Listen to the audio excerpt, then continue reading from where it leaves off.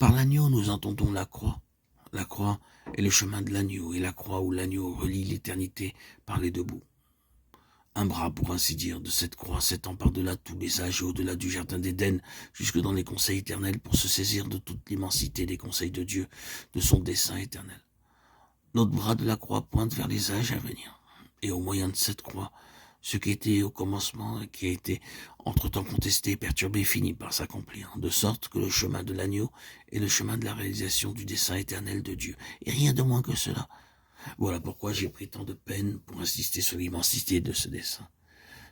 Nous avons une conception trop étriquée de la croix. Nos cantiques relatifs à la croix en offrent une vue vraiment limitée.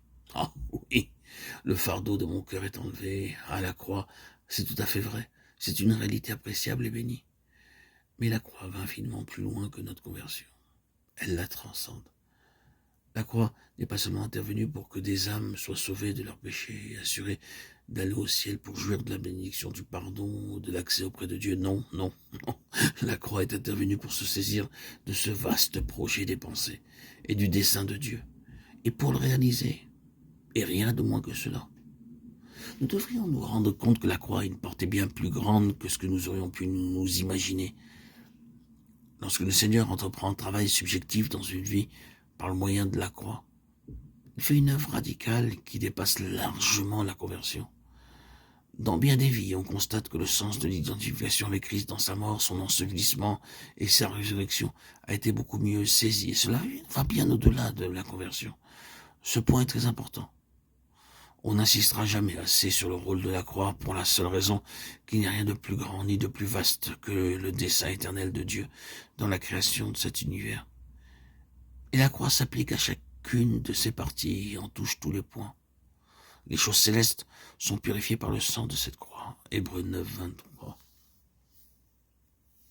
La croix a une portée immense à cause de l'immensité de ce à quoi elle se rapporte. Ainsi, la croix est rétrospective.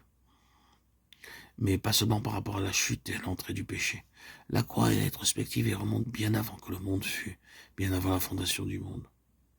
Elle est rétrospective dans le sens où elle remonte jusqu'au dessein même de Dieu.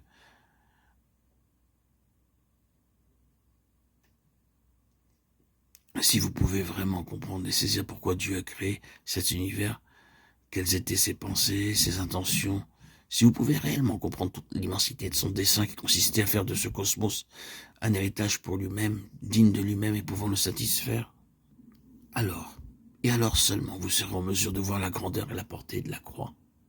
Oui, la croix remonte aussi loin que cela.